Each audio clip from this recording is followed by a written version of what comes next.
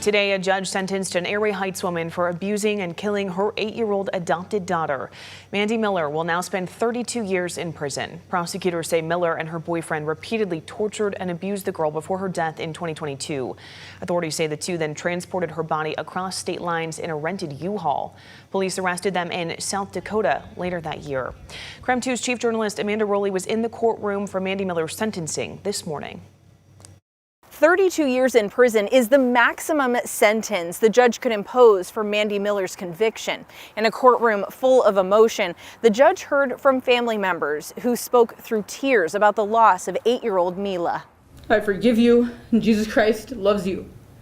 And I pray this never happens to another child. Anger and heartbreak hung in the air as Mandie Miller faced a judge for her part in the torture and killing of her 8-year-old adopted daughter.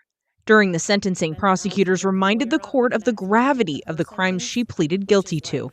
It was defendant and her co-defendant who, after killing Meela, drove her from Spokane to South Dakota in that U-Haul.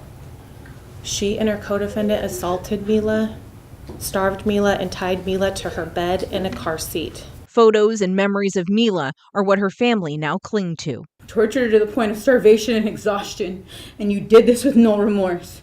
Murdering my third child, my beautiful daughter, Meela Rose Miller, named after our sister, Amelia Rose Miller. Miller read a statement describing her difficult childhood in foster care, briefly acknowledging what she had done to Meela. My daughter did not deserve any abuse or neglect from me, and she most definitely didn't deserve any abuse from Alex. The judge decided on the maximum sentence for Miller of 32 years in prison. As a parent, this is the worst crime a person could commit against their own child, their adopted child. Prosecutors said Miller's guilty plea led to today's sentencing, sparing a trial and bringing finality for Meela's family.